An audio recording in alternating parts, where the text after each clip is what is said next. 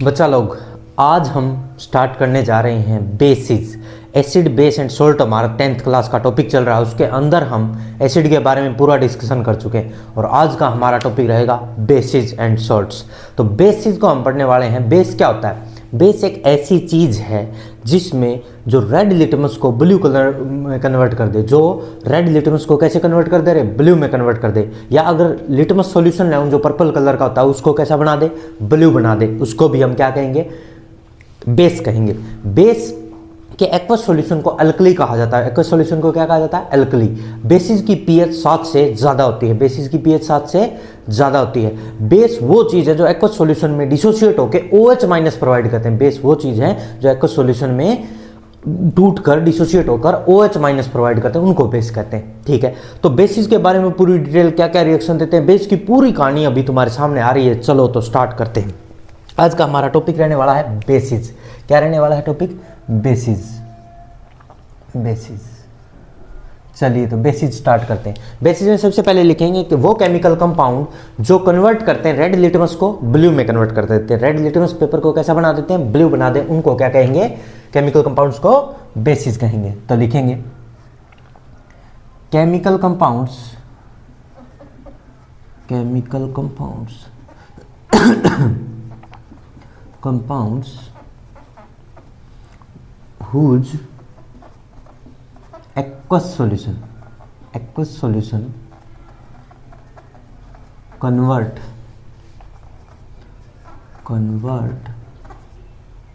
red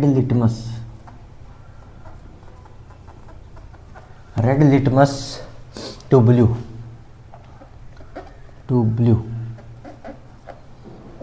are called basis.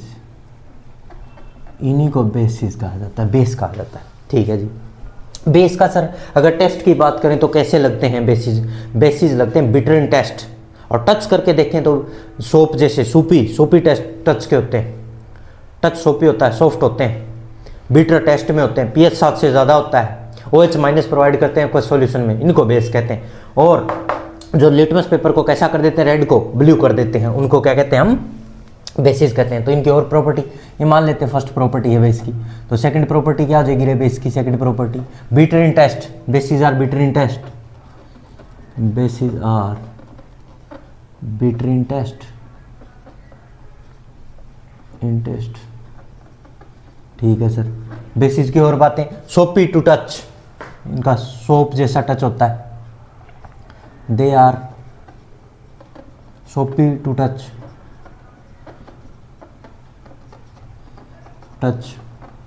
में soapy होते हैं। और इलेक्ट्रिसिटी को पास कर सकता है इनका कोई सॉल्यूशन। डाइल्यूट सॉल्यूशन इनमें से क्या पास हो जाएगी? इलेक्ट्रिसिटी पास हो जाएगी। Dilute solution can conduct electricity को कंडक्ट कर सकता है डाइल्यूट सॉल्यूशन इनका। ठीक है सर।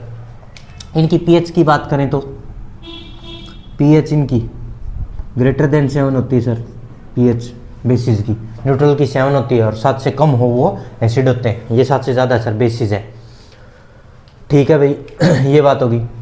इनमें से कुछ सोल्यूबल होते हैं और कुछ इनसोल्यूबल होते हैं। Some are soluble in water and some are insoluble. कुछ इनमें सोल्यूबल है और कुछ इनसोल्यूबल भी होते हैं। ठीक है सर। इनका जो केमिकल सब्सटेंस जो डिसोसिएट होकर वाटर में क्या देते हैं? OH माइनस देते हैं, उनको क्या कहते हैं? बेस कहते हैं। इसकी जो बेस्ट डेफिनेशन वही है, तो वो भी लिख देते हैं। केमिकल सब्सटेंसेस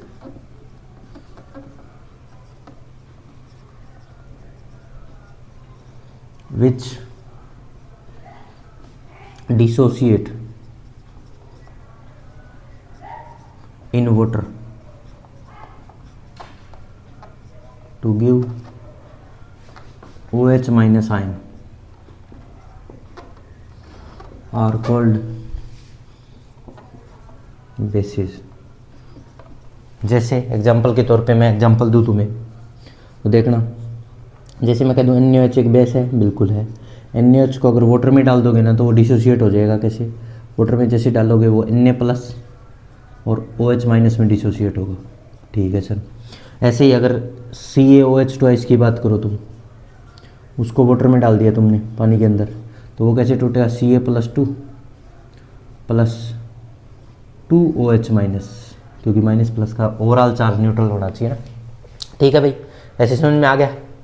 तो ये इस तरह से OH माइनस प्रोवाइड करते हैं, इनको क्या कहा जाता है? बेसिस कहा जाता है। सर ये तो सारी की सारी जो आपने बताई है हमें, ये फिजिकल प्रॉपर्टीज होगी, ये कुछ केमिकल जैसी है, केमिकल प्रॉपर्टी है। तो ये तो बाहर से हमें पता लग जाता है, ऐसा ऐसा होता है, इसका नहीं पता चलता। ठीक है, तो सर इसमें कुछ केमिकल रिएक्शंस भी देता होगा, बेस की क्या क्या रिएक्शन होती है, बेस क्या क्या रिएक्शन नहीं देता, उनके बारे में भी पूरी डिटेल बताइए। तो चलिए स्टार्ट करते हैं कुछ रिएक्शंस के बारे में, बेस की पूरी डिटेल स्टार्ट करते हैं। चलिए, तो रिएक्शन विद मेटल। अब बेसिस की जो रिएक्शंस है उनकी बातें करते हैं। अब हम ये रफ कर देते हैं, क्या प्रॉपर्टीज जो थी वो रफ करके मैं अब स्टार्ट कर रहा हूँ बेसिस की क्या केमिकल रिएक्शंस, जिन पे बेस क्या क्या रिएक्शन दे पाएगा वो उसके बारे में पूरा चर्चा। देखिए, तो जो बेसिस की रिएक्शंस हैं, जो बेसिस की वो देख लीजिए। Reaction with metal to form salt. सबसे पहली जो रिएक्शन है वो है reaction of base, reaction of base with metal. Metal के साथ जो रिएक्शन देगा वो देख लीजिए। तो ये क्या बनाएगा? एक सॉल्ट बनाएगा, प्लस में हाइड्रोजन गैस रिलीज होगी। Reaction of metal of base with metal. तो लिखेंगे when basis reacts with metal then form salt and H2 gas release. ये होगा भाई। चलिए, तो कोई रिएक्शन लिख के दिखाता हूँ तुम्हें। जैसे मैंने जो लिखा वो बता देता हूँ पहले। तो क्या है, कोई भी बेस लेंगे, प्लस में कोई भी मेटल लेंगे। ठीक है सर, तो क्या बन जाएगा? एक तो सॉल्ट बन जाएगा, प्लस में हाइड्रोजन गैस रिलीज हो जाएगी। ठीक है सर, कोई एग्जांपल से समझाओ। जैसे NaOH एक बेस है, यस, प्लस में जिंक एक मेटल है, यस, क्या बन जाएगा बताओ? क्या बन जाएगा? Na2ZnO2।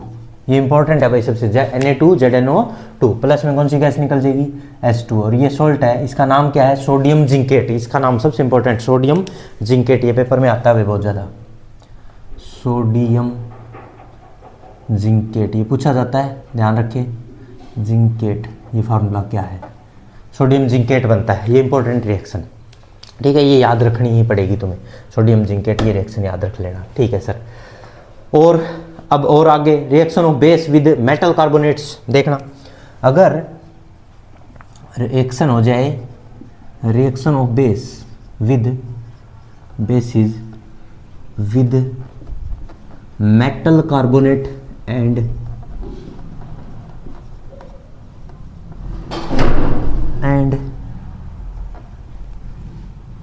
Metal hydrogen carbonate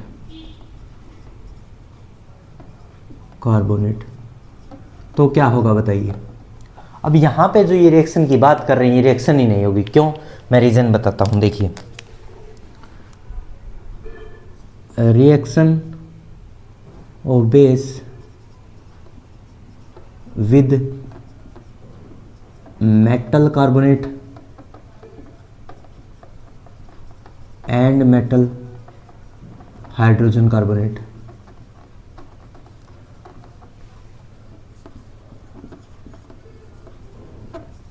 not possible because metal carbonate and metal hydrogen carbonate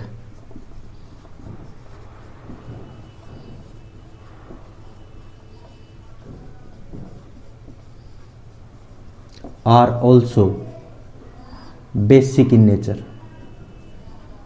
ये भी बेसिक हो गए ना रे। अरे दिक्कत क्या हुई पता है, metal bicarbonate, metal hydrogen carbonate, metal carbonate भी बेस होते हैं, और बेस बेस के साथ रिएक्शन थोड़ी ना कर सकता है यार। बेस तो एसिड के साथ या सोल्ट के साथ किसी और के साथ रिएक्शन करेगा, तो ये रिएक्शन इसलिए पॉसिबल नहीं है। तो देखना, मेटल कार्बोनेट MCO3 लिख दें, मेटल बाइकार्बोनेट MHCO3 लिख देते हैं। इनकी रिएक्शन बेस के साथ करवाई तो नो रिएक्शन लिख देंगे। क्या लिख देंगे? नो रिएक्शन, कोई रिएक्शन नहीं होगी, बिकॉज बोथ आर बेस। क्योंकि इनकी जो नेचर होती है ना, इन दोनों की जो नेचर है वो बेसिक होती है, और बेस बेस के साथ, और ये बेस है, बेस बेस के साथ रिएक्ट नहीं करता, इसलिए ये रिएक्शन पॉसिबल नहीं है। तो हम दो रिएक्शंस की बात कर चुके, थर्ड रिएक्शन की तरफ बढ़ रहे हैं। थर्ड रिएक्शन है acid base reaction. Third, reaction of base with acid, reaction of base with acid, या फिर acid base reaction, acid base reaction. Acid और बेस रिएक्ट करके क्या बनाते हैं? सॉल्ट बनाते हैं। एसिड बेस रिएक्ट करके क्या बनाते हैं? सॉल्ट। तो देखिए, when acid and base are react, then salt and water formed. This reaction is known as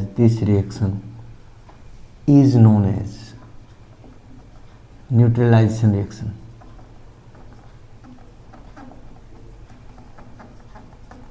इसको न्यूट्रलाइजेशन रिएक्शन के नाम से जाना जाता है। तो देखिए एग्जाम्पल सभी का आते हैं, ऐसी कोई बड़ी बात ही नहीं है। एसिड प्लस बेस मिलाओगे तो तुम्हें सॉल्ट और वाटर मिलेगा, सॉल्ट प्लस वाटर मिलेगा, ठीक है जी। एसिड जैसे कि HCl की बात कर लेते हैं, प्लस में बेस NaOH की बात कर लेते हैं, और इनकी रिएक्शन करवाने से क्या होगा? NaCl बनेगा, प्लस में वाटर बनेगा।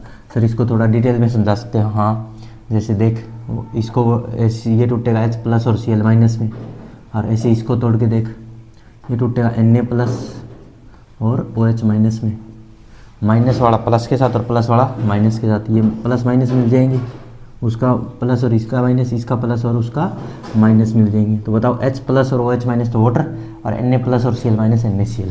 अरे समझ में आ रहा है कैसे भी को?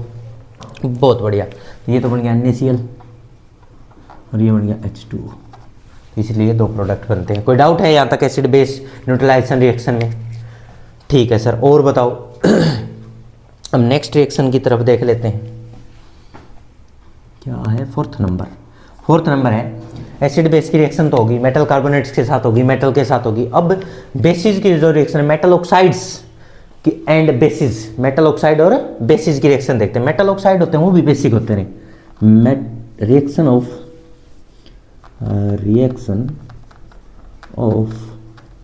मेटल ऑक्साइड विद बेस नहीं होगी ये रिएक्शन। क्यों नहीं होगी? क्योंकि जो मेटल ऑक्साइड होता है वो भी किस नेचर का होता है? बेसिक होता है। बेस बेस के साथ रिएक्शन नहीं करेगा। तो देखना, metal oxide plus base, no reaction because metal oxide और ऑल्सो बेस, जो मेटल ऑक्साइड होता है वो भी क्या होता है? बेस होता है, और बेस बेस के साथ रिएक्शन नहीं करेगा, यही तो बात है। अरे समझ में आ गया? तो इसका मतलब सर मेटल ऑक्साइड इसके साथ रिएक्ट नहीं करेगा, तो ये नॉन मेटल ऑक्साइड के साथ रिएक्ट कर लेगा? बिल्कुल कर लेगा। कैसे कर लेगा? देख लो, 5th point, reaction of non metal oxide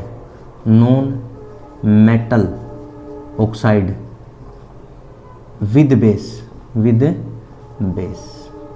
देखिए, बेस के साथ नॉन मेटल का ऑक्साइड बिल्कुल रिएक्ट करेगा। कैसे? नॉन मेटल का जो ऑक्साइड होता है वो एसिडिक होता है सर, एसिडिक, और एसिड बेस की रिएक्शन तो सॉल्ट बनाएगी, न्यूट्रलाइजेशन रिएक्शन बिल्कुल होगी, कोई डाउट ही नहीं है। तो दिखाओ एक रिएक्शन करके, देख लो भाई। मेटल, अब मैं लिख दूं non metal oxide plus base, तो क्या बनाएगा? सॉल्ट। क्या बनाएगा रे? सॉल्ट बनाएगा। ठीक है सर, सॉल्ट और प्लस में वाटर या वगैरह वगैरह जो भी बनेगा वो बन जाएगा। ठीक है, जैसे कि एक एग्जांपल से समझ लेते हैं। कोई भी नॉन मेटल का ऑक्साइड ले लो, जैसे CO2 है। CO2 में तुमने क्या मिला दिया? बेस NaOH मिला दिया। अब इसकी रिएक्शन करवा दो, CO2 के साथ NaOH की रिएक्शन करवा दो, क्या बनेगा? Na2CO3, Na2CO3 और प्लस में क्या बन जाएगा, वाटर। कोई डाउट है, Na2CO3 प्लस वाटर। और एग्जांपल देख लो इधर, इसी रिएक्शन का एक एग्जांपल और दिखा देते हैं तुम्हें। CaOH ट्वाइस प्लस में CO2, ये इंपॉर्टेंट रिएक्शन है। स्लैग लाइन में CO2 डाली जाए तो क्या होगा, मिल्की वाटर प्लस वाटर, ये बनेगा। ये याद भी होगी, पहले भी मैंने बहुत बार बताई है। CaOH ट्वाइस में CO2 कार्बन डाइऑक्साइड है, ये एसिडिक है। ये नॉन मेटल का ऑक्साइड, ये क्या है, एसिडिक एसिड। और ये क्या है, बेस। और एसिड बेस मिलेंगे तो क्या बनेगा, सॉल्ट प्लस में वाटर। कोई डाउट है यहाँ तक किसी को? नहीं है। तो ये समझ में आया भाई पूरा डिटेल। मेटल का ऑक्साइड नॉन मेटल के ऑक्साइड के साथ एसिड बेस रिएक्शन, मेटल के साथ रिएक्शन, और मेटल के कार्बोनेट और बाइकार्बोनेट्स के साथ रिएक्शन, ये पूरी डिटेल मैंने बताई तुम्हें। ये थी केमिकल प्रॉपर्टीज। ये दे सकता है बेस और ये नहीं दे सकता। इनको जल्दी नोट करो, फिर आगे कुछ और बातें करते बेसिस की। केमिकल प्रॉपर्टी अगर आपने नोट कर ली है तो इससे आगे हम बात करते हैं कुछ और जो बेसिस की बातें रिमेनिंग हैं। जैसे पीएच, कुछ बेसिस बेसिक पीएच होगी, जैसे ब्लड की पीएच बताओ, टूथपेस्ट की बताओ, बेकिंग सोडा की बताओ, मिल्क ऑफ मैग्नीशिया की पीएच। ऐसी कुछ प्रॉपर्टीज़ जो बाकी हैं उन पे थोड़ी सी चर्चाएं बेस पे बाकी हैं, वो भी कंप्लीट कर ली जाएं। तो देखिए बेस में क्या क्या रिमेनिंग है वो देख लीजिए।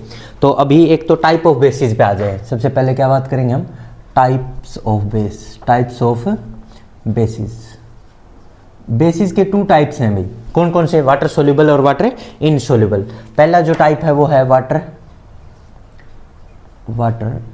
Soluble base. Soluble, water soluble का मतलब क्या है, वो बेसिस जो वाटर में पूरी तरह से डिजोल्व हो जाए उनको क्या कहेंगे, दोज बेसिस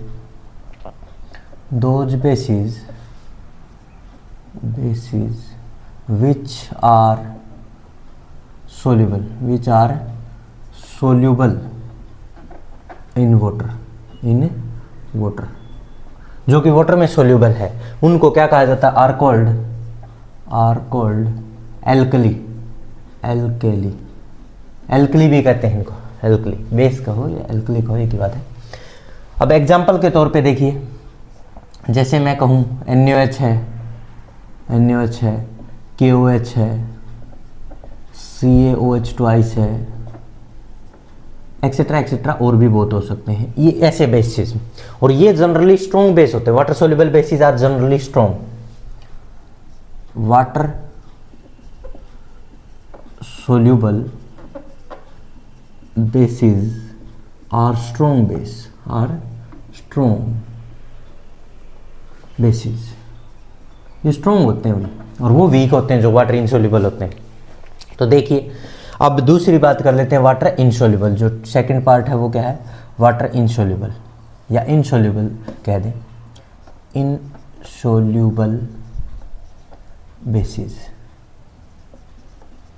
इनसोल्यूबल बेसिस होते हैं, ये क्या है, अब लिख देंगे those bases which are not soluble in water. Those bases which are not soluble in water are called insoluble bases। Example देखिए इसके, इंपॉर्टेंट है एग्जाम्पल, ये याद भी रखने पड़ेंगे तुम्हें। अमोनियम हाइड्रोक्साइड जैसे NH4OH या फिर अमोनिया एक्सेट्रा एक्सेट्रा, और भी हो सकती है, इंपॉर्टेंट है। ठीक है जी, ये है। और ये जनरली वीक होते हैं। Insoluble salts are water insoluble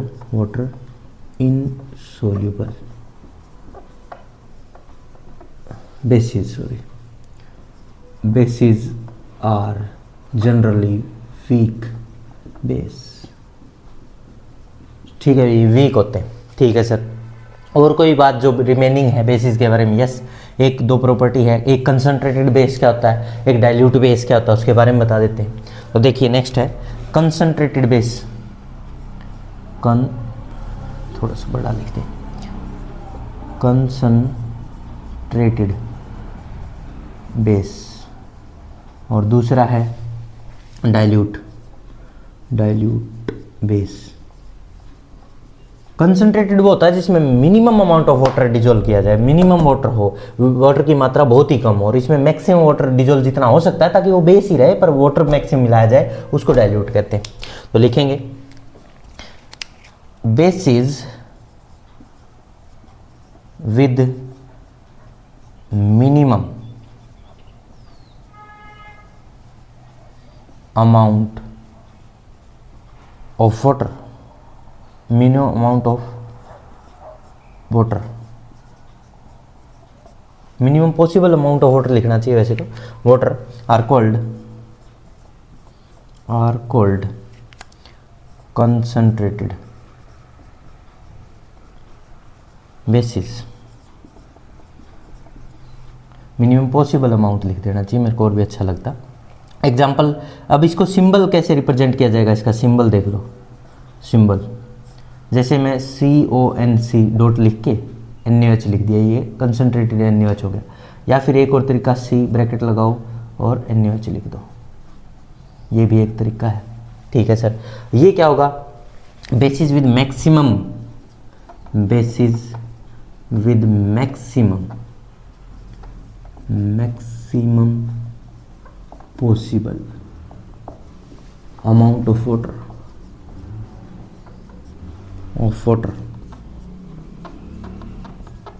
are called dilute base। Symbol देखना इसका भी इंपॉर्टेंट है।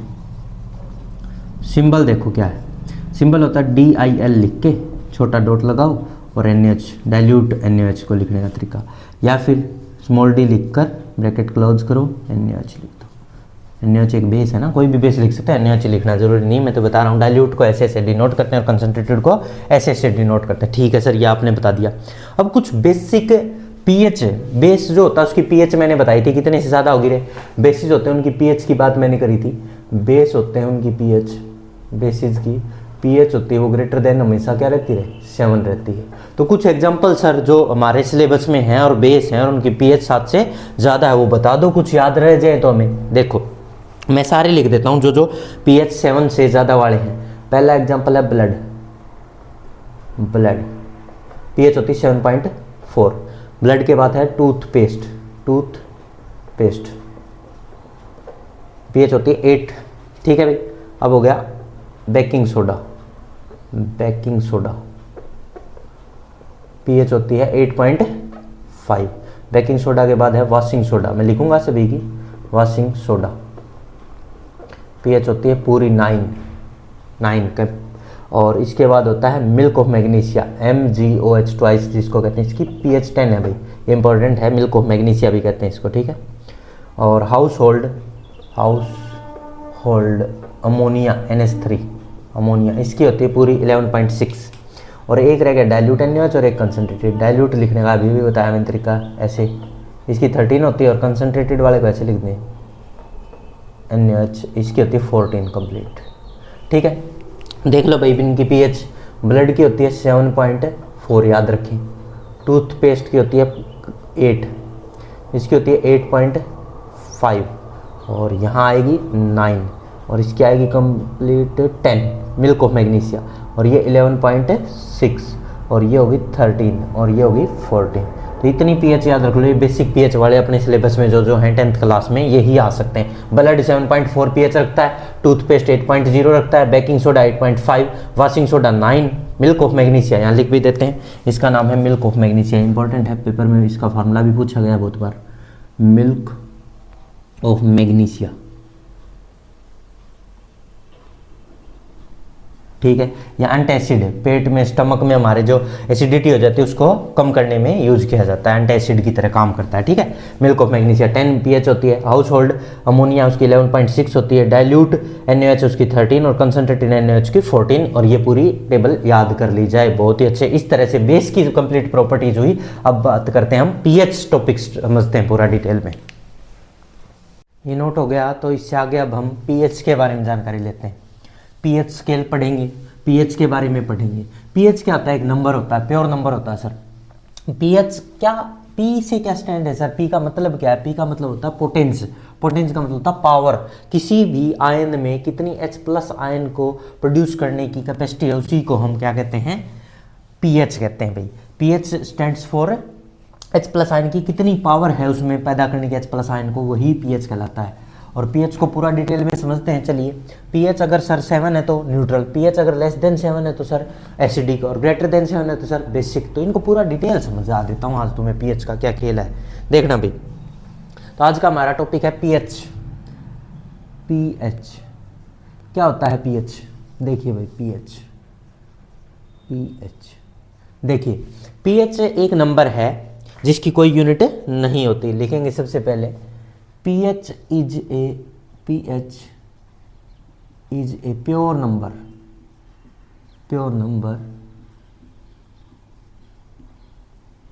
has no unit,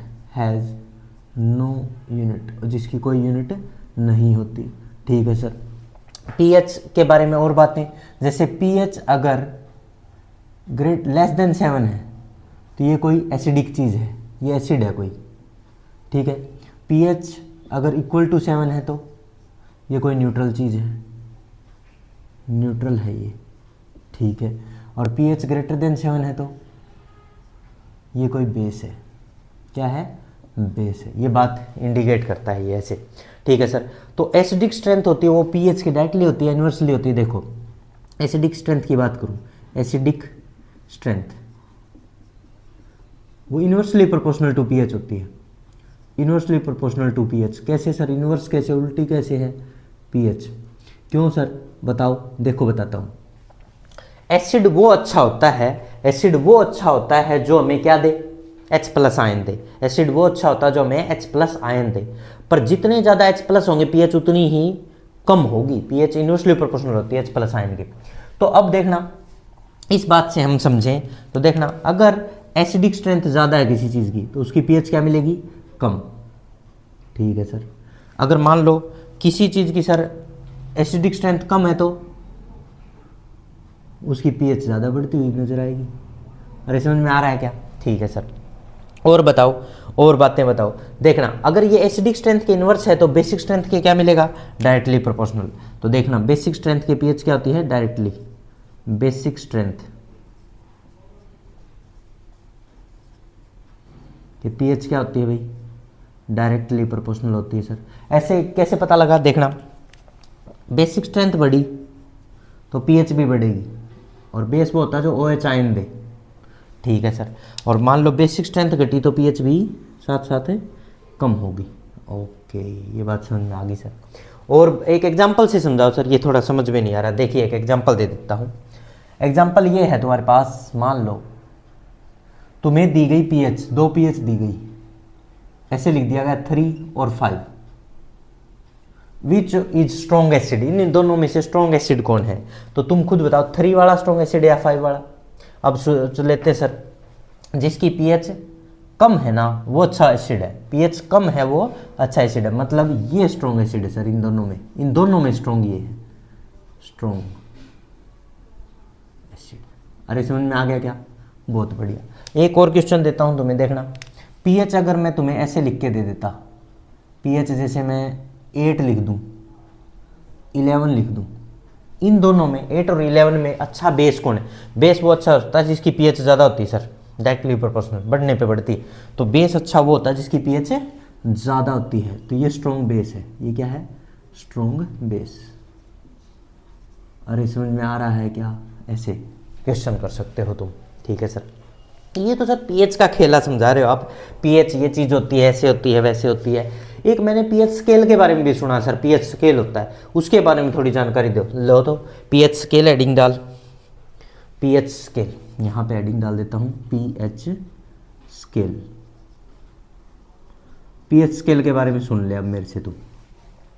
pH scale major करता है H प्लस आयन की कंसंट्रेशन किसी सॉल्यूशन में। pH स्केल क्या मेजर करता है? H प्लस आयन की कंसंट्रेशन किसी सॉल्यूशन के अंदर, H प्लस आयन की कंसंट्रेशन को बताता है कोई भी स्केल, और उसी को pH स्केल कहते हैं। तो देखना भाई, लिखेंगे ए pH स्केल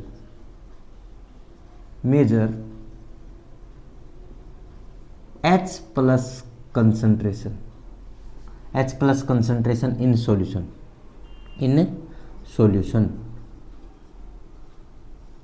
कोल्ड, वैसे इन सॉल्यूशन के अंदर क्या पता करता है, H प्लस की कंसंट्रेशन को पता करता है। और इसके अंदर जो P होता है, ये P लिखा होता है पीएच के ऊपर, ये क्या स्टैंड करता है, potenz in pH, in pH, P stands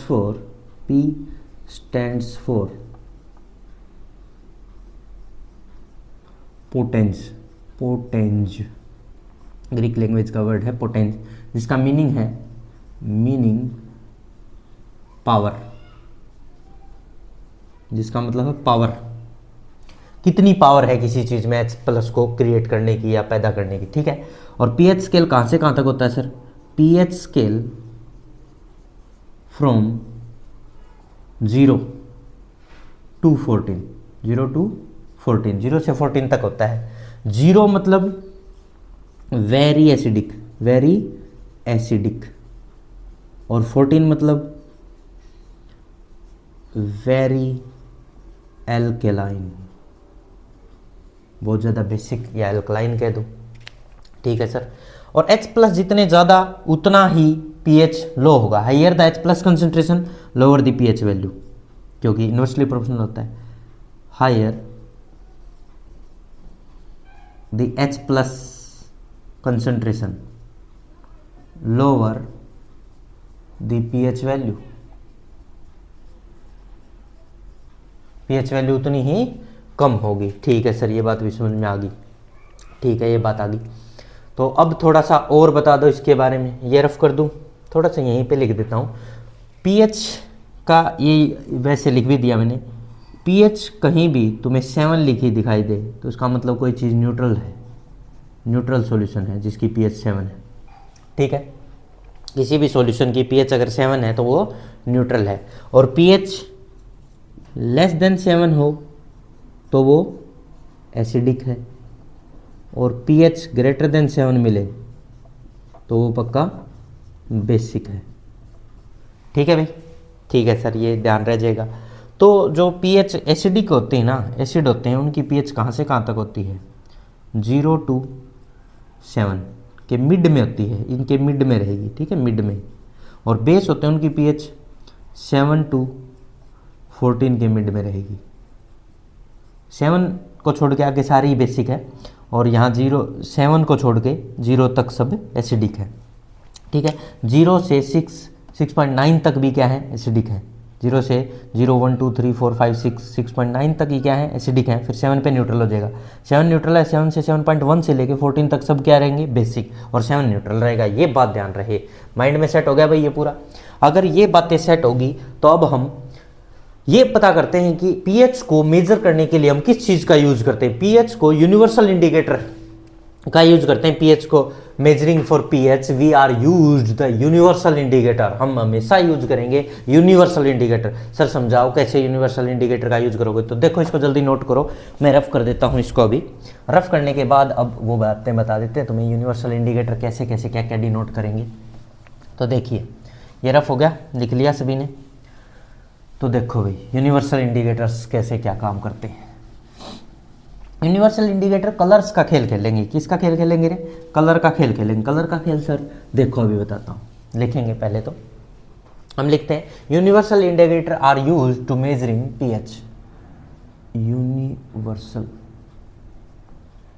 indicators are used to measure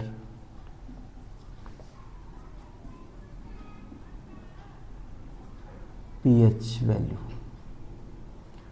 pH value को मेजर करने के लिए हम किसका यूज करते हैं, इंडिकेटर्स का यूज करते हैं। इंडिकेटर्स यूनिवर्सल इंडिकेटर कैसे होते हैं देख लो भाई। यूनिवर्सल इंडिकेटर का क्या खेल है, ये तुम्हारी एनसीईआरटी में ये डायग्राम दिखाया गया है। मैं थोड़ा सा उसको समझाने की तुम्हें कोशिश कर रहा हूँ, समझ पा रहे हो तो देखिए ज़रा। ऐसा ऐसा एक डायग्राम बनाया गया है एनसीईआरटी में। उसके ऊपर ऐसा लिखा गया 0 1 2 3 4 5 6 7 8 9 10 11,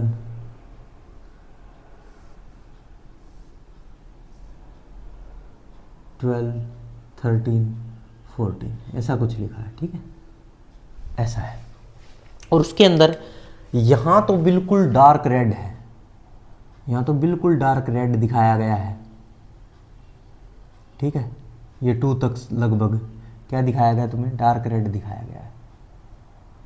आगे फिर क्या होगा, रेड हल्का होने लगेगा, रे 2 से एसिड को कम होता जाएगा, जैसे जैसे एसिड की मात्रा कम होती जाएगी वैसे वैसे ये रेड क्या होता जाएगा, हल्का होता जाएगा। फिर क्या हो जाएगा सर, येलोइश कलर होगा, कैसा होगा, येलोइश कलर। और फिर न्यूट्रल के करीब करीब पहुंचते ही ये ग्रीन हो जाएगा, बिल्कुल क्या हो जाएगा, ग्रीन। पहले डार्क रेड है भाई, सबसे पहले क्या है, डार्क रेड, ठीक है, डार्क रेड हो गया।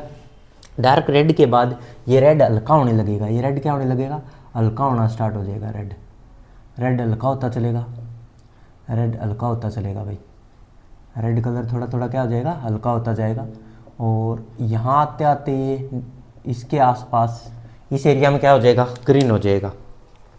6 से आगे बढ़ेगा ना, ये ग्रीन होना स्टार्ट हो जाएगा, ग्रीनिश हो जाएगा, ग्रीनिश हो जाएगा। और यहाँ बिल्कुल ग्रीन हो जाएगा, 9, 8, 9 पे बिल्कुल ग्रीन हो जाएगा, ठीक है।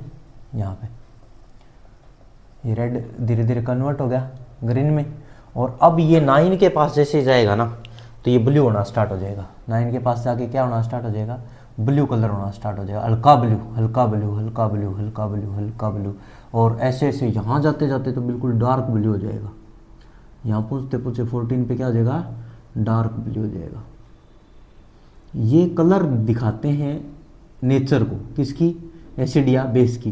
अब बताओ, रेड कलर होता है, रेड लिटमस जब भी होता है ब्लू से तो वो कहते हैं एसिड होते हैं, और ब्लू जब भी होता है तो वो कहते हैं बेस होते हैं। तो ये बेसिक पीएच को रिप्रेजेंट कर रहे हैं यहाँ पे। 14 पीएच किसकी रही होगी, पक्का बेस की रही होगी, ये बताना चाह रहे हैं, ठीक है। और यहाँ से ब्लू जहाँ से स्टार्ट हुआ वहीं से ये पीएच कैसी होने लगी, बेसिक होने लगी, ठीक है। 8, 9, 10, 11, 13, 14 तक क्या है, बेसिक। और रेड जहाँ तक है ये सारी क्या है, एसिडिक। और बीच में ग्रीनिश है लगभग, वहाँ क्या है, न्यूट्रल एरिया है वो, ठीक है। समझ में आ रहा है भाई, तो ऐसा चल रहा है खेल।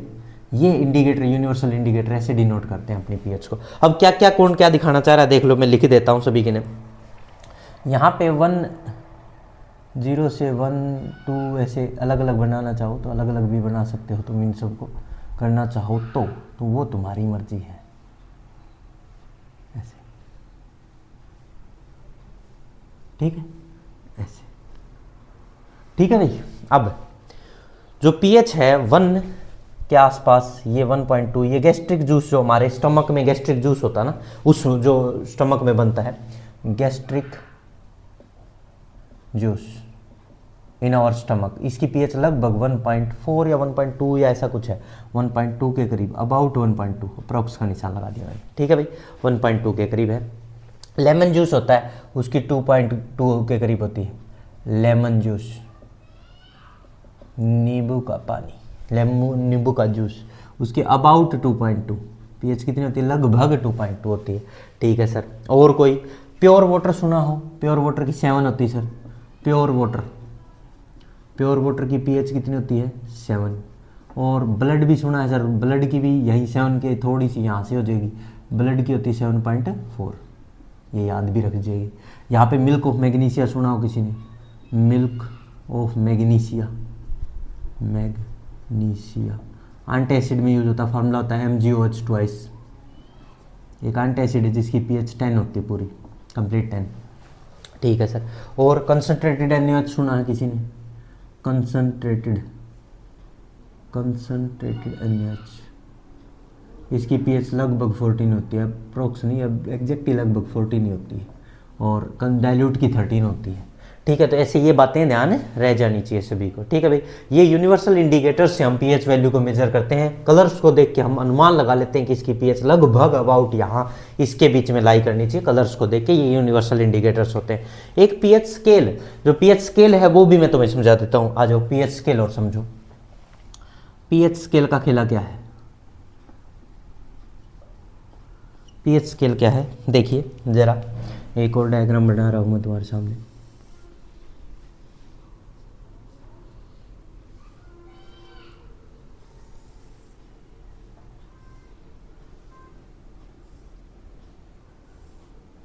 देखिए ज़रा पीएच स्केल क्या कहता है।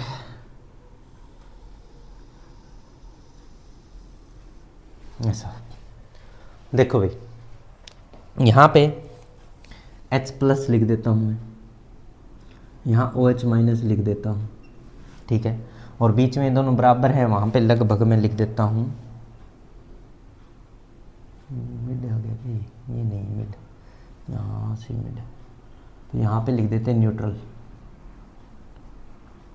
और पीएच कितनी है 7, ठीक है जी, न्यूट्रल 7 पीएच होगी, ठीक है। यहाँ 0 से स्टार्ट करते हैं हम, 0 से 14 तक ये स्केल चलेगा, 0 से 7 और 14 तक का स्केल है। ये मोस्ट एसिडिक होगा, यहाँ पे जो चीज़ होगी वो क्या होगी, मोस्ट एसिडिक, ठीक है, और लीस्ट बेसिक भी लिख सकते हैं, लीस्ट बेसिक भी कह दो चाहे कहना चाहो तो, ठीक है सर। यहाँ क्या होगा, मोस्ट बेसिक, सबसे ज़्यादा बेस की मात्रा, मोस्ट बेसिक, और लीस्ट एसिडिक भी लिख सकते हैं, ठीक है सर। और यहाँ बीच में न्यूट्रल लिखते ही हैं, याद है सबको, साथ पीएच न्यूट्रल, पीएच वैल्यू 7, ठीक है सर यहाँ तक। अब सर 7 से इधर आते जाएंगे, H प्लस देखो यहाँ कम था सर, 0 ही है, यहाँ तो है ही नहीं, लगभग बढ़ता बढ़ता बढ़ता बढ़ता बढ़ता H प्लस है, बढ़ता बढ़ता बढ़ता यहाँ बढ़ गया सर, बहुत ज़्यादा H प्लस है। H प्लस की मात्रा जितनी ज़्यादा उतना ही क्या होता है पीएच, H प्लस की कंसंट्रेशन जो होती है वो इनवर्सली प्रोपोर्शनल होती है पीएच की, तो पीएच देखो 0 ही पहुंच गया, H प्लस बढ़ा, तो मतलब इधर H प्लस बढ़ता जा रहा है, मतलब पीएच वैल्यू घटती जा रही है, यहाँ एसिडिक नेचर बढ़ती जा रही है, acidic nature increase, acidic nature increasing, ठीक है भाई, एसिडिक नेचर बढ़ रही है, H प्लस बढ़ रहा है, पर पीएच घट रही है, पीएच घटेगी तभी तो एसिड बढ़ेगा, हाँ जी ठीक, पीएच बढ़ रही है सर, इधर पीएच बढ़ रही है, पीएच बढ़ रही है तो बेसिक नेचर बढ़ रही है सर, यहाँ पे एसिडिक नेचर डिक्रीज हो रही, तो यहाँ बेसिक नेचर इंक्रीज लिख दूँ, बेसिक, इधर बेसिक नेचर इंक्रीजिंग,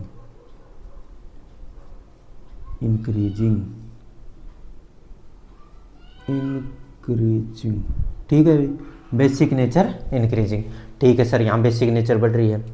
यहाँ पे अगर हम यहाँ देखें तो सर H प्लस की कंसंट्रेशन बढ़ती जा रही, देखो इतना हो गया, और यहाँ OH की कंसंट्रेशन बढ़ती जा रही सर, H की घटती जा रही उधर, ठीक है, तो H प्लस की कंसंट्रेशन इधर आने पे H प्लस कंसंट्रेशन डिक्रीजिंग, इधर जो है एरो लगाया उधर, और इधर H प्लस कंसंट्रेशन, नहीं सर गलत लिख दिया, डिक्रीजिंग नहीं इंक्रीजिंग, H प्लस बढ़ रहा है सर, यहाँ देखो, और यहाँ बिल्कुल कम हो गया, H प्लस कंसंट्रेशन डिक्रीजिंग, इधर घट रहा है, डिक्रीजिंग, ठीक है सर। तो ये सारा समझ में आ गया मेरे को, H जितनी pH कम उतना ही H प्लस ज़्यादा और उतना ही एसिडिक, और जितनी H प्लस कम उतना OH ज़्यादा, OH ज़्यादा तो बेसिक, यहाँ बेसिक ज़्यादा है, यहाँ एसिडिक ज़्यादा। सर ये पूरा डाटा ये डायग्राम में बना के आ जाऊँगा पेपर में भी, अब मेरे समझ में आ चुका है, ठीक है सर। अब कुछ इंपॉर्टेंट जो कॉन्सेप्ट है उस पर ध्यान दें। कॉन्सेप्ट क्या है पीएच का, देखो कॉन्सेप्ट कहता है, जो पीएच का कॉन्सेप्ट है उसको समझ लेते हैं, चलिए समझते हैं पीएच कॉन्सेप्ट, डिटेल में थोड़ा सा बताता हूँ। पीएच का कॉन्सेप्ट क्या कहता है तुम्हें, ये कहता है जैसे ही किसी भी सॉल्यूशन को तुम किस में डालते हो, पानी के अंदर डालते हो, तो H प्लस देता है तुम्हें, तो वो एसिड है। पीएच का मतलब है पोटेंट ऑफ H प्लस, या फिर कंसंट्रेशन ऑफ H प्लस, एक ही बात है, ठीक है भाई। अब कॉन्सेप्ट क्या कहता है, अगर कोई एसिड है तो उसके अंदर H प्लस ज़्यादा मिलेंगे। जैसे एक एसिड HCl सुना है सभी ने, हाँ सर सुना है HCl, चल तो HCl को वाटर में डाल दे, दोनों टूटेंगे, HCl टूटेगा, H प्लस OH में Cl माइनस में HCl, एसिड HCl है, HCl एग्जाम्पल लिया मैंने, HCl, ठीक है सर, और वाटर टूटेगा H प्लस और OH माइनस। अब OH ज़्यादा है या H ज़्यादा है इसके अंदर, H प्लस ज़्यादा है सर, तो ये पक्का एसिड है क्योंकि इसमें H प्लस ज़्यादा है, ठीक है सर। ऐसे अगर बेस की बात करते हैं तो उसमें तो OH ज़्यादा मिलेंगे सर। हाँ, बेस की बात कर, बेस में OH ज़्यादा मिलेंगे, OH माइनस। कैसे?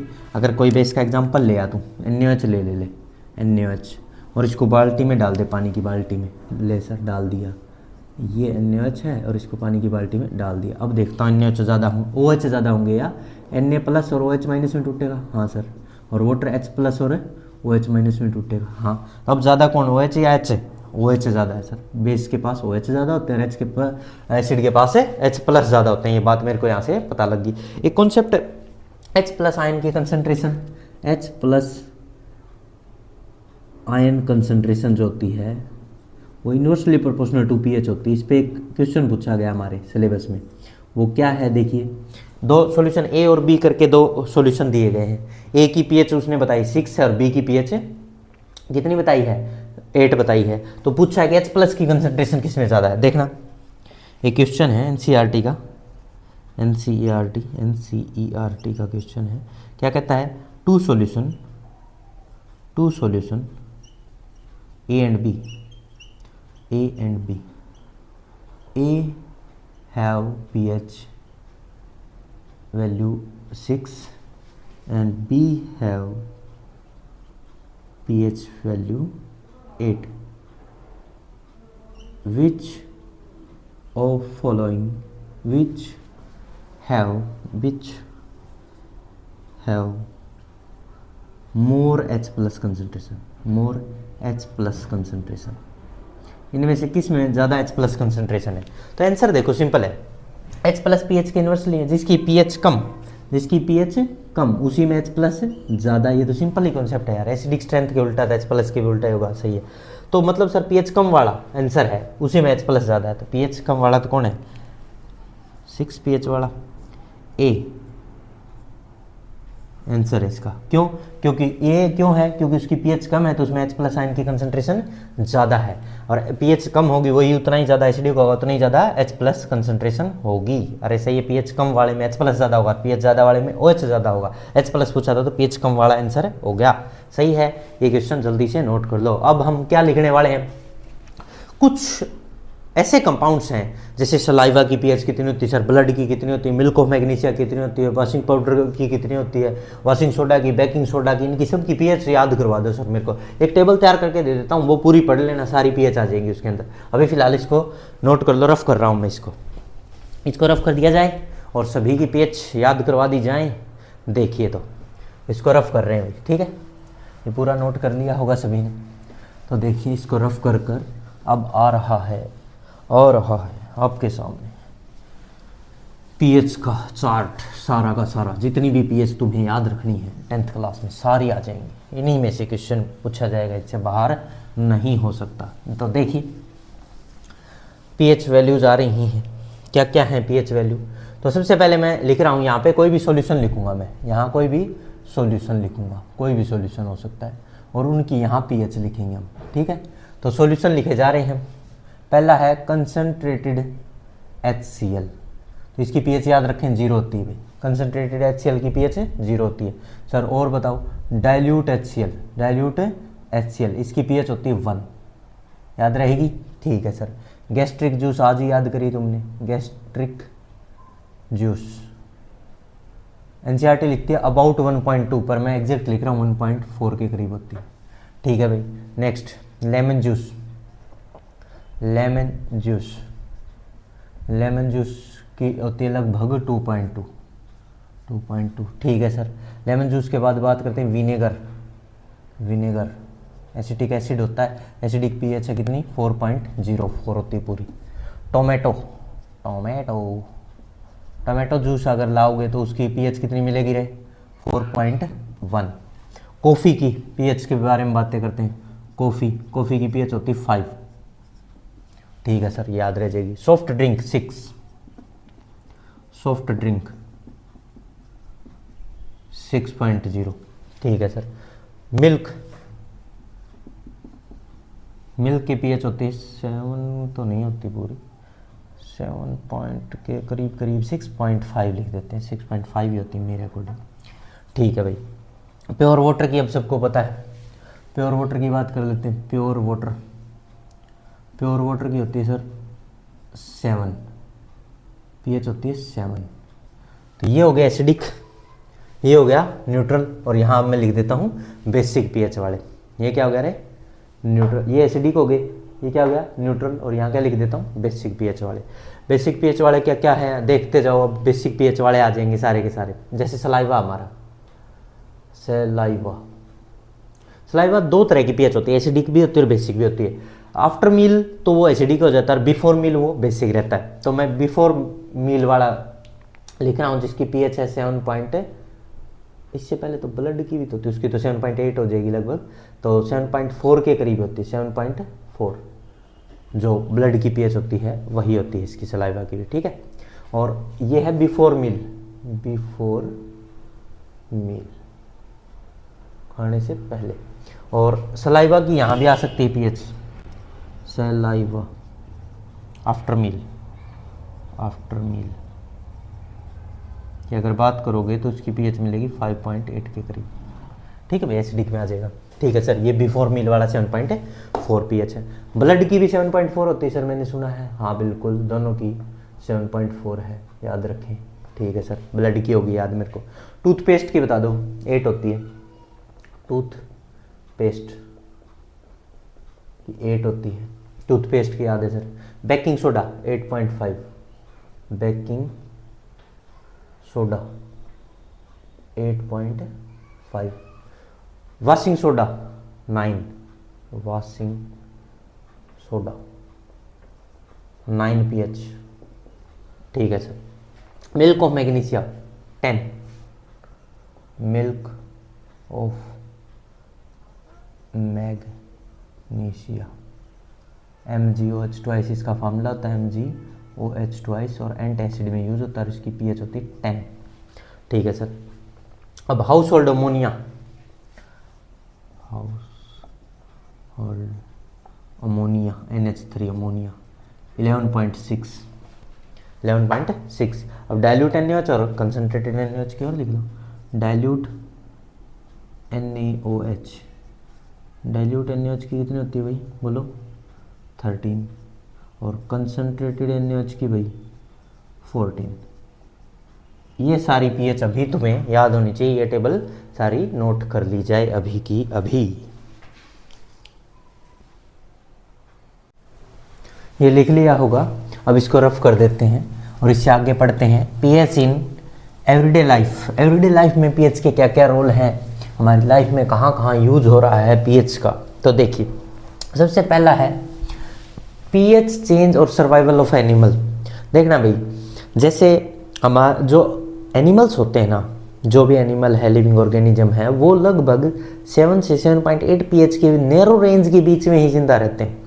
अगर ये पीएच एसिडिक हो जाए या बहुत ज़्यादा बेसिक हो जाए तो उनके लिए हार्मफुल हो सकती है। जैसे हम एसिड रेन की बात करें, उसकी पीएच लगभग 5.6 के करीब हो जाती है, और वो एसिड रेन होने की वजह से, एसिड रेन किस वजह से होती है वो भी बता दूंगा।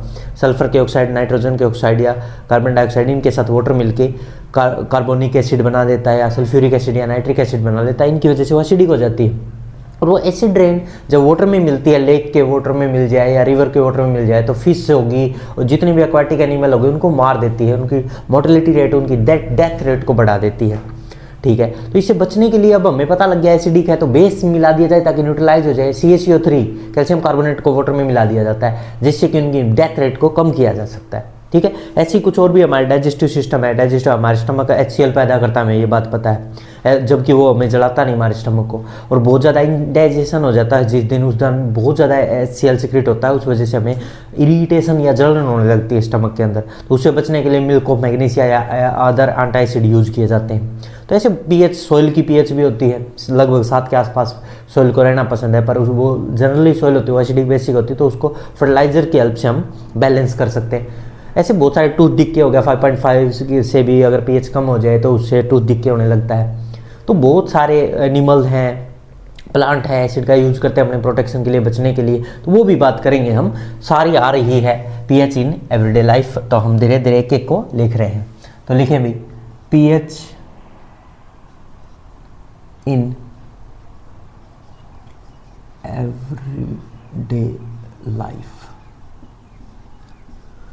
तो पीएच इन एवरीडे लाइफ में सबसे पहला आ रहा है pH change, pH change and survival of animals.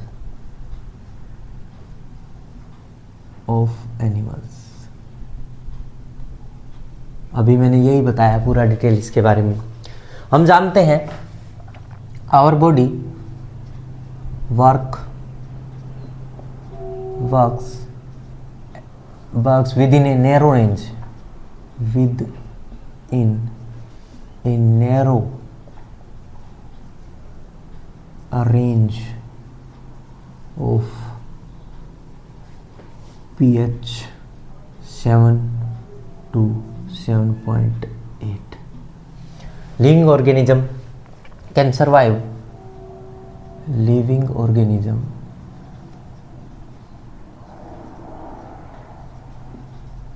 can survive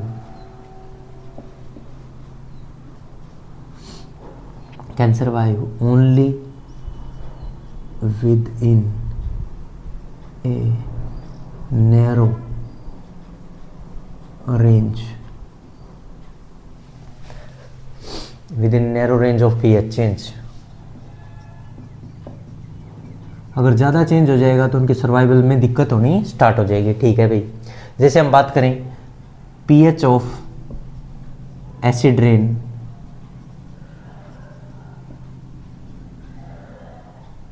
5.6, if हम लिखते हैं if pH of rain 5.6 then called acidic rain या एसिड रेन, क्या कहेंगे इसको, एसिड रेन कहेंगे। एक बात और बता देता हूँ, एसिड रेन की पूरी डिटेल बता देता हूँ तो मैं थोड़ी सी। जैसे ये बादल है, ठीक है भाई, यहाँ व्हीकल्स चलेंगे, उनका धुआं निकलेगा, जो फैक्ट्रियाँ होंगी बड़ी बड़ी फैक्ट्रियाँ होंगी, उनसे भी धुआं निकलेगा। ठीक है, मान लो सल्फर के ऑक्साइड या NO2 के ऑक्साइड या कार्बन डाइऑक्साइड, ये सब जाके डिपॉजिट कहाँ होंगे रे, पूरे सब जाएंगे क्लाउड के पास। और यहाँ मान लो एसिड रेन हो रही है, रेन हो तो एसिड रेन के साथ अब वाटर आएगा, यहाँ से तो वाटर आएगा, और मान लो SO2 थी उसके साथ वाटर मिल जाएगा। ठीक है सर, NO2 थी उसके साथ भी वाटर मिलने की कोशिश करेगा। यस सर, कार्बन डाइऑक्साइड थी उसके साथ भी वाटर मिलने की कोशिश करेगा। यस सर, तो ये तो बन जाएगा sulphuric acid H2SO4, sulphuric acid या सल्फ्यूरस भी बन सकता है, H2SO3 भी बन सकता है, कोई बड़ी बात नहीं। ये HNO3 नाइट्रिक एसिड बनेगा सर, और ये carbonic acid H2CO3 carbonic acid बनेगा सर। और ये सभी एसिडिक नेचर के हैं, ये वाटर में जाएंगे, लेक में, रिवर में जाके जहाँ भी डिपॉजिट होंगे तो पीएच को 7 से कम ले आएंगे, एसिडिक कर देंगे पीएच को, और उसी को एसिड रेन कहा जाता है सर।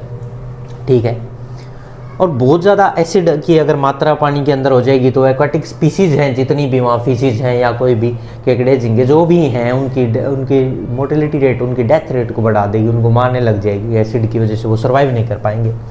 ठीक है, तो लिखते हैं too much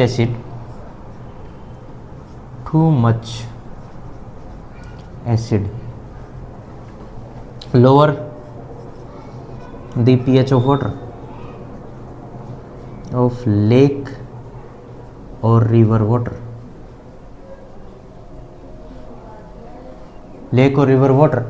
that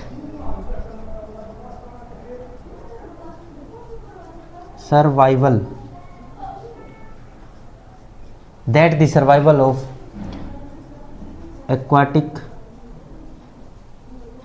animals become difficult।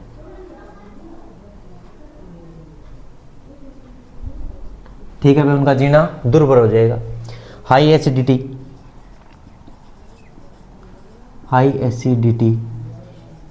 Of lake और रिवर वाटर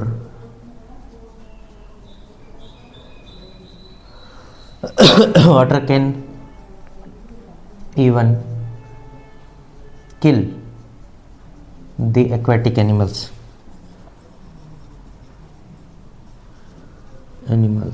उनको मार भी सकती है वो हाई एसिडिटी। ठीक है जी। तो इससे बचने के लिए अब क्या करें सर, ये तो हो गया, ये तो गड़बड़ होगी, इससे बचें तो कैसे। जो लेक में वाटर ठहरा हुआ है, रिवर में वाटर बह रहा है, उसके अंदर CaCO3 कैल्शियम कार्बोनेट मिला दो, क्योंकि वो बेसिक नेचर का, बेस और एसिड एक दूसरे न्यूट्रलाइज करके उनका सर्वाइवल के चांस बढ़ जाएंगे, वो जिंदा रहेंगे जी। न्यूट्रलाइज कर दो उसको। तो लिखें use CaCO3 in water to neutralize the acidity,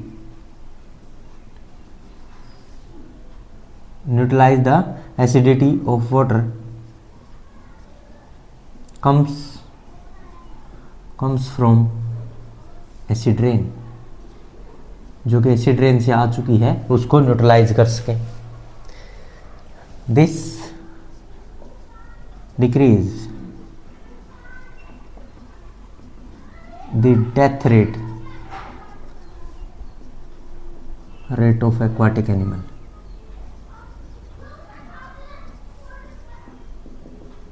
जो एक्वाटिक एनिमल मर रहे हैं उनकी डेथ रेट को ये कम कर देगा, जिससे कि उनके बचने के चांसेस बढ़ जाएंगे। ठीक है भाई, उनके सर्वाइवल चांसेस बढ़ जाएंगे।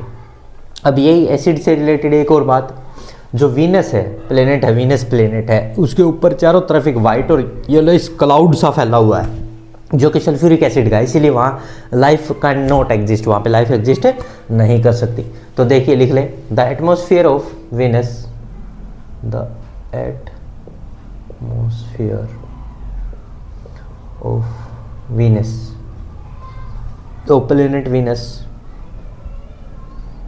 is made up of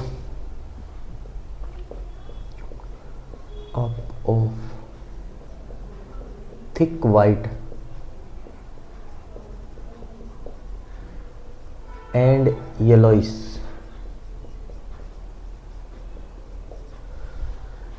cloud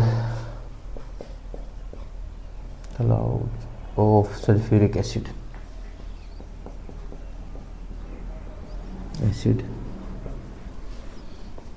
Life cannot exist on Venus. इस पे लाइफ एग्जिस्ट नहीं कर पाती। तो ये बातें लिखे भाई।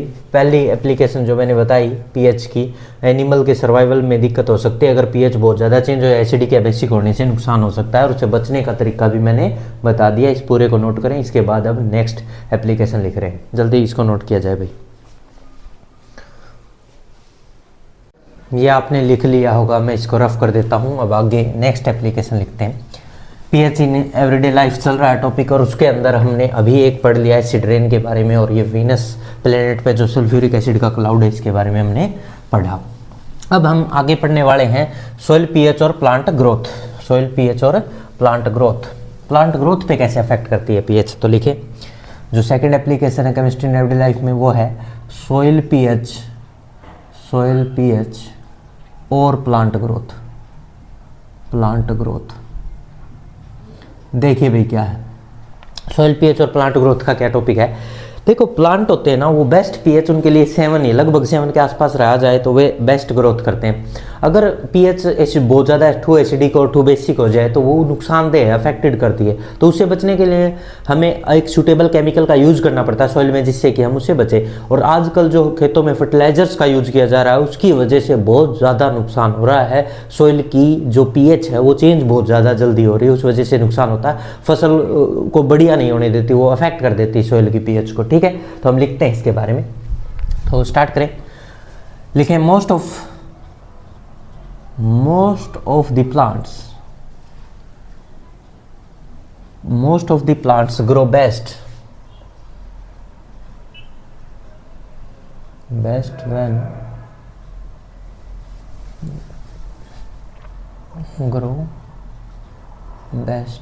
when pH of soil close to 7 7 के करीब हो तभी अच्छा होता है। If the soil become too acidic और टू बेसिक, टू एसिडिक और basic, then plant growth affected, then plant growth affected, plant growth affected. और बहुत ही ज़्यादा हो जाए एसिडिक या बेसिक तो वो बैडली अफेक्ट तो करती है, ग्रोथ को अफेक्ट करती है, उसको मार भी सकती है। द सॉइल में, the soil may be acidic और बेसिक, मे बी एसिडिक और बेसिक नेचुरली। एसिडिक या बेसिक कुछ ना कुछ तो मिलेगा सॉइल, तो हमें क्या करना पड़ेगा उसको बचाने के लिए। वो प्लांट अब ग्रो नहीं कर रहा, उसकी ग्रोथ अफेक्ट हो चुकी है, तो उससे बचाने के लिए हमें कुछ केमिकल का यूज करना पड़ेगा। और ये ज़्यादातर इफेक्ट हो जो पीएच हो रही है, the pH of soil is also affected by the fertiliser, the pH of soil is also affected by the use of chemicals like fertilizers,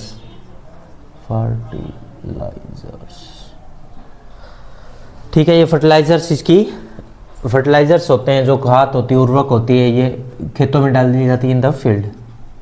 ये इसकी एसिडिक नेचर या बेसिक नेचर को चेंज कर देते हैं, जो कि नुकसानदेह होती है, ठीक है। तो हमें क्या एक सूटेबल केमिकल का यूज करना पड़ेगा। सो use a suitable chemical to prevent a change in the pH of soil,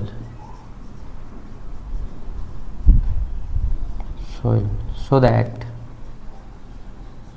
plants grow normally growth कर सके। इसके लिए हमें कोई सूटेबल केमिकल का यूज करना पड़ेगा, ठीक है जी।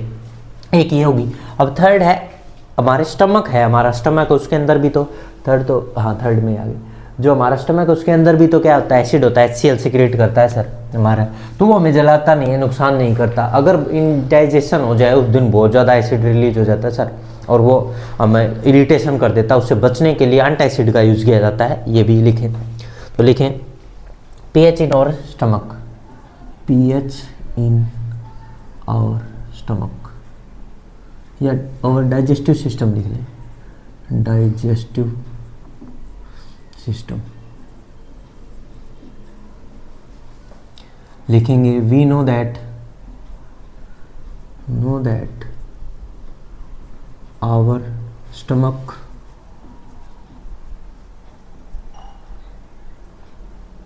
produce HCl, but this HCl helps in digestion, digestion में हेल्प करता है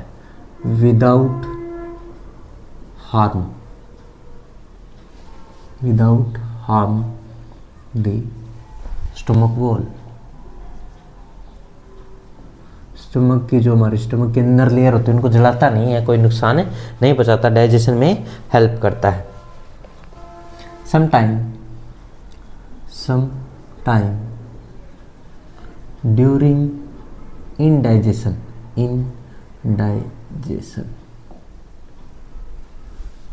more amount of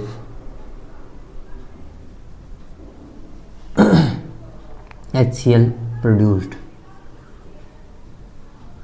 in our stomach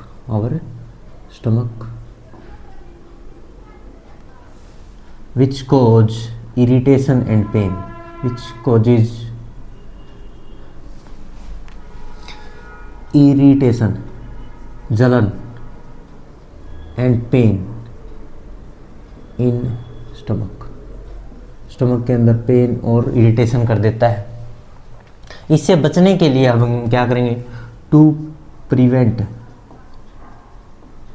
acidity we use antacid का यूज करेंगे। एग्जाम्पल के तौर पे एंटासिड का कोई example, milk of magnesia, milk of magnesia,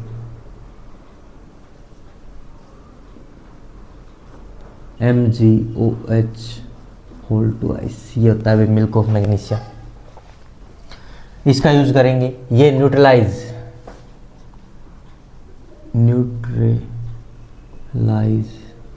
acidity of stomach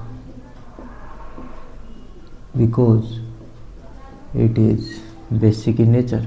base है ना OH twice, OH twice is basic in nature, ये बेस होता है इसलिए न्यूट्रल कर देता है भाई। ठीक है सर, ये भी समझ में आ गई एप्लीकेशन, बहुत बढ़िया। अब एक और एप्लीकेशन है, टूथ डिक्के हो जाता है। अगर pH 5.5 से भी कम होने लगे तो हमारे दांत में जो दांत होते हैं वो टूथ डिक्के होने लगता है, वो उसके बारे में भी लिख देते हैं सर। देखिए फोर्थ जो एप्लीकेशन है वो इम्पोर्टेंट है भाई, ये भी इम्पोर्टेंट सभी हैं, ये भी ज़्यादा इम्पोर्टेंट है। pH change as the cause of tooth decay. ठीक है, इसमें लिखते हैं टूथ डिक्के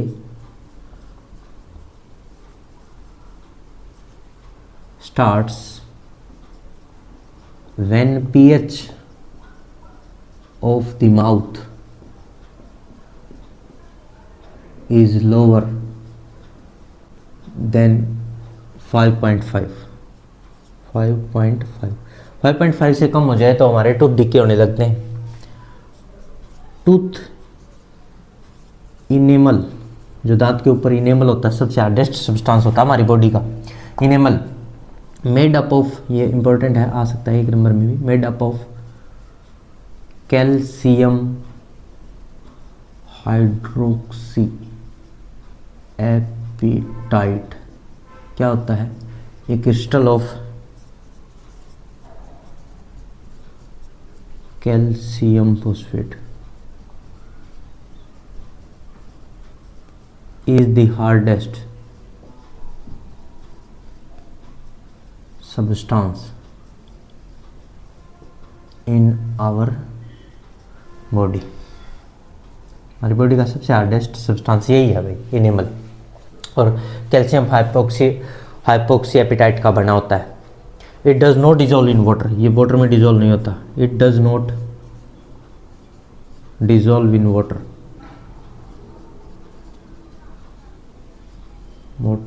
बट इट कोरोड, खराब होने लगता है, when the pH in the mouth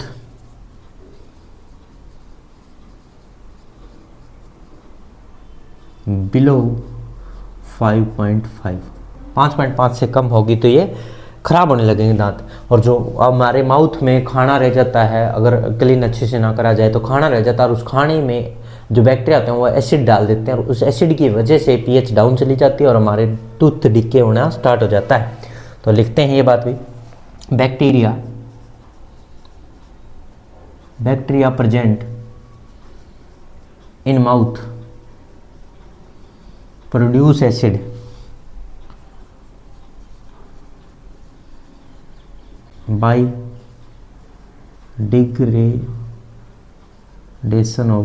by degradation of sugar and food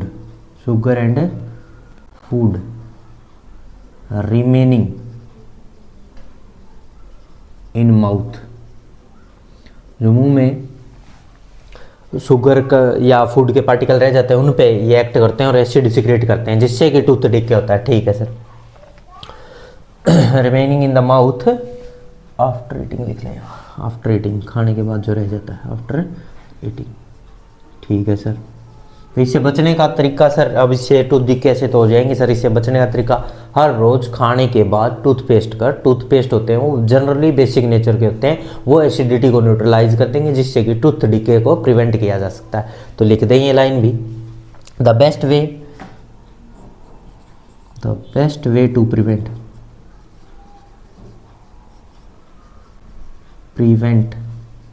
this is to clean mouth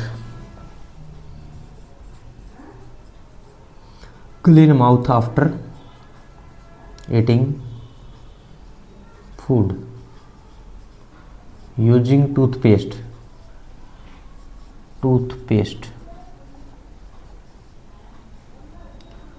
which are generally basic in nature.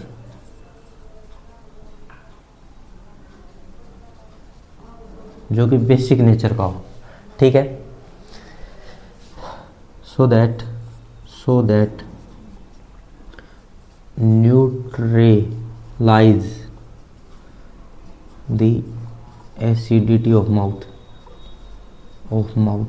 की एसिडिटी को न्यूट्रलाइज किया जाए, टूथ डिके को prevent किया जाए। सो दैट इस तरह से हम अगर टूथपेस्ट करेंगे जो बेसिक नेचर का होता है, अभी हमने टूथपेस्ट की पीएच भी याद कर ली थी, पढ़ लिया था, वो बेसिक थी।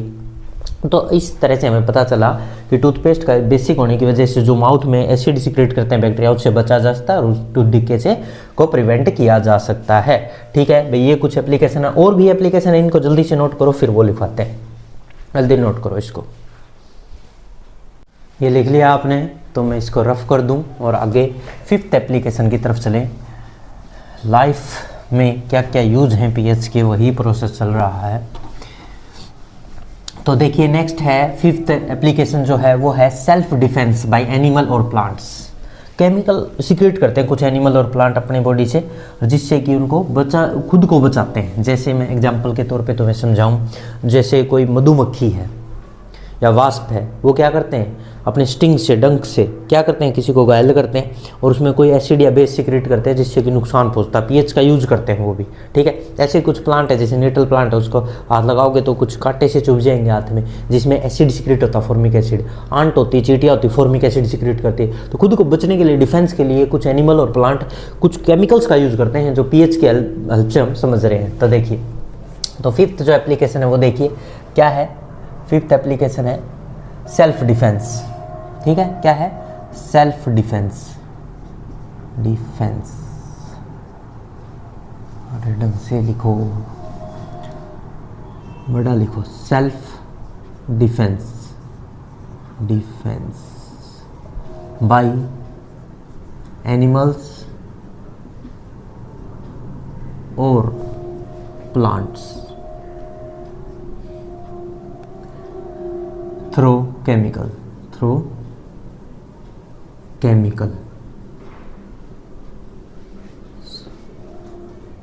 वारफेयर, ठीक है भाई। चलिए करते हैं इसको। जैसे पहला एग्जांपल मैं इसके अंदर दे रहा हूँ सेल्फ डिफेंस में, हनी बी का ही। हनी बी आपने देखी भी है सभी ने। हनी बी होती है वो एक एसिड सिक्रेट करती है अपनी बॉडी से। क्या सिक्रेट करती है? एक एसिड सिक्रेट करती है और वो स्टिंग कर देती है किसी की भी स्किन में। तो हनी बी का जो स्टिंग होता है वो क्या सिक्रेट करता है? एक एसिड सिक्रेट करता है।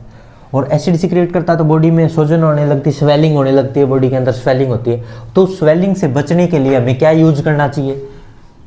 Use baking soda. क्यों सर बेकिंग सोडा क्यों? क्योंकि ये बेसिक नेचर का होता है। तो उसको स्किन पे, घाव पे जहाँ भी हुआ है उस पे लगाएं baking soda on skin to relief. क्योंकि बेकिंग सोडा है वो किस नेचर का होता है? बेकिंग सोडा बेसिक है और एसिड को न्यूट्रलाइज कर देगा, जिससे कि हमें रिलीफ मिलेगा, ठीक है सर। यानी बी वाला एग्जांपल समझ में आ गया। और बताओ, वास्प होता तथा यह जो होता है वास्प स्टिंग होता है, वो एक एल्कलाइन फ्लूइड सिक्रेट करता है। वास्प का स्टिंग है वो एल्कलाइन फ्लूइड लिक्विड डाल देता है स्किन के अंदर। Alkaline liquid inject in the skin के अंदर एक एल्कलाइन फ्लूइड लिक्विड डाल देता है। इससे बचने के लिए भी क्या यूज करें? यूज विनेगर एसिटिक एसिड होता है ना, एसिड होता है तो वो रिलीफ देगा। विनेगर विनेगर का यूज करो टू रिलीफ। ठीक है सर, रिलीफ मिलेगा इससे, अच्छी बात है। Next example, ant sting. Ant चींटियाँ होती जो, आंट स्टिंग, ये भी क्या रिलीज करता है, एसिड सिक्रेट करता है। सर इसका नाम भी मेरे को याद है, फॉर्मिक एसिड। ये इंपॉर्टेंट है, तुम्हें याद रखना, 10th क्लास में है, फॉर्मिक एसिड। ठीक है, फार्मूला क्या होता है, HCOOH। ठीक है सर, इसका एक IUPAC नेम मिथेनोइक एसिड। और सर इससे रिलीफ के लिए क्या यूज करें, यूज विनेगर ही कर लो, क्योंकि एसिड है, एसिड रिलीफ देगा। अरे विनेगर नहीं कर सकता यार, एसिड में एसिड थोड़े, बेकिंग सोडा यूज कर, baking soda for relief, neutralise the acidity. ठीक है सर, ये भी ध्यान रह जाएगा मेरे को। अब प्लांट, ये तो सर एनिमल के हो गए, प्लांट का तो आप कह रहे प्लांट भी करते हैं, तो देखो फोर्थ प्लांट का ही बताता हूँ। प्लांट्स भी सेल्फ डिफेंस करते हैं। एक नीटल नाम का एक प्लांट है, नीटल, वाइल्ड हर्बेसियस प्लांट है नीटल नाम का। उसके जो स्टिंगिंग, जो एयर, स्टिंग जैसे एयर होते हैं उनके लीफ के ऊपर, और जैसे उसको कोई छूता है तो उसकी स्किन में वो स्टिंग चुभ जाते हैं, और चुभने की वजह से वो उसके केमिकल बॉडी में सिक्रेट हो जाता है, और उसको जैसे ये स्टिंग करते हैं ना, जैसे एनिमल के स्टिंग करते हैं, ऐसे ही वो भी करता है, स्वेलिंग होने लगती है। तो उससे बचने के लिए हमें क्या करना पड़ता है, वहीं पे उसी प्लांट के पास में ही एक रेमेडी नेचर ने खुद दिया, उसका सॉल्यूशन। एक डॉग प्लांट होता है, जो उसके पत्तों से जो केमिकल सीक्रेट होता है वो रिलीफ देता है। मान लो जो ये नीटल प्लांट है, ये एसिडिक स्टिंग, जो एसिडिक केमिकल इंजेक्ट कर देता है, मिथेनोइक एसिड होता है, इसमें भी क्या होता है, मिथेनोइक एसिड सीक्रेट करता है, ऐसा ही बिल्कुल फॉर्मिक एसिड की तरह मिथेनोइक एसिड। और एसिड से रिलीफ देने के लिए बेस होगा, और जो वो प्लांट है, डॉग प्लांट, उसमें से बेसिक केमिकल निकलते हैं, और उसको अगर रब कर दिया जाए जहाँ पे वो स्टिंग हुआ है, तो वो रिलीफ देता है। चलिए लिखते हैं, प्लांट्स में, प्लांट सेल्फ डिफेंस। एग्जाम्पल देते हैं इसके अंदर, नीटल बहुत इंपॉर्टेंट है भाई, ये नीटल वाला एग्जाम्पल। नीटल वाइल्ड हर्बेसियस प्लांट है, wild herbaceous plant, having stinging hairs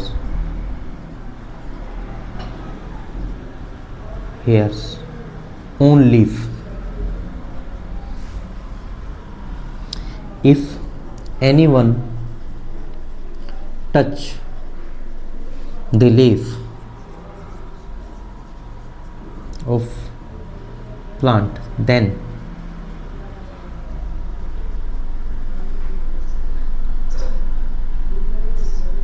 inject methanoic acid या फिर फॉर्मिक एसिड, एक ही बात, और फॉर्मिक एसिड लिख लो, चाहे formic acid into the skin of person. उस पर्सन की स्किन के अंदर एसिड डाल दिया जाएगा। और इससे बचने के लिए अब नेचर ने ही एक, नेचर इटसेल्फ प्रोवाइड रेमेडी। इस अब एसिड चला गया उसकी स्किन में, तो अब स्टार लगा के ये लाइन लिखो, बहुत इंपॉर्टेंट, नेचर इटसेल्फ, नेचर ने खुद ही इसका इलाज दिया, इटसेल्फ प्रोवाइड रेमेडी, इलाज ढूंढ दिया इसका, for nettle sting,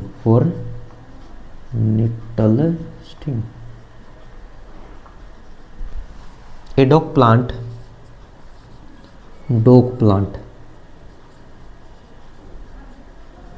always found near to the nettle plant. Nettle plants के नज़दीक मिलेगा। प्रोड्यूस some basic chemicals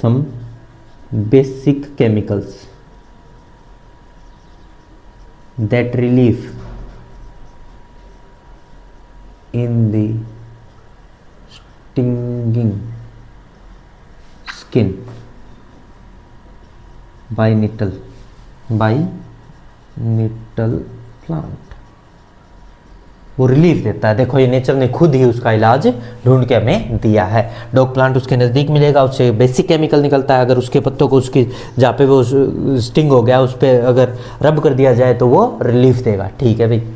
अब कुछ जो इम्पोर्टेंट केमिकल्स हैं वो तुम्हें याद रखने हैं, ये बहुत ही इंपॉर्टेंट है, ये पेपर में आएगा ही 1 नंबर में। Some natural occurring acid, some natural, यहाँ से अलग टॉपिक है, नेचुरल अकरिंग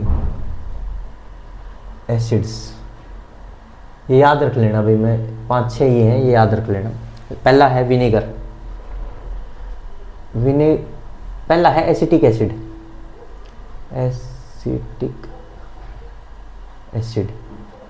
एसिटिक एसिड कहाँ मिलता है सर? विनेगर में, विनेगर। ठीक है।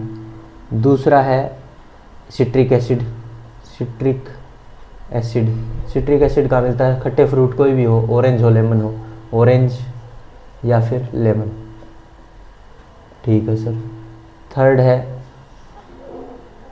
टार्टरिक एसिड, टार्टेरिक एसिड, टर्मेरिंड, इमली में मिलेगा, टमेरिंड,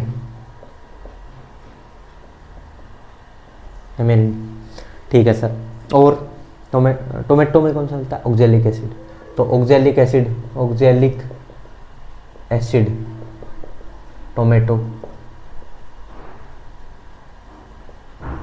टोमेटो। नेक्स्ट फॉर्मिक एसिड या मिथेनोइक, फॉर्मिक एसिड या फिर मिथेनोइक एसिड, मिथेनोइक एसिड। ये 2 जगह मिलता है सर, आंट स्टिंग में भी मिलता है, आंट स्टिंग और निटल स्टिंग, निटल दोनों के स्टिंग में मिलता है सर, आंट और निटल दोनों के स्टिंग में मिलता है फॉर्मिक एसिड या मिथेनोइक एसिड। एक और रह गया सर कोई, लैक्टिक एसिड, कर्ड, इम्पोर्टेंट है। लैक्टिक एसिड, कर्ड दही में या खट्टे हुए दूध में, कर्ड, ये याद कर लो पूरा। इससे तुम्हें हर क्वेश्चन जो भी एग्जाम में आने वाले हैं वो कवर हो जाएंगे, जितना मैंने पढ़ा दिया है। अब हमारा एक टॉपिक रिमेनिंग है सॉल्ट, जो कि नेक्स्ट लेक्चर में आएगा। उसके लिए रेडी रहें और पढ़ते रहें। All the very best.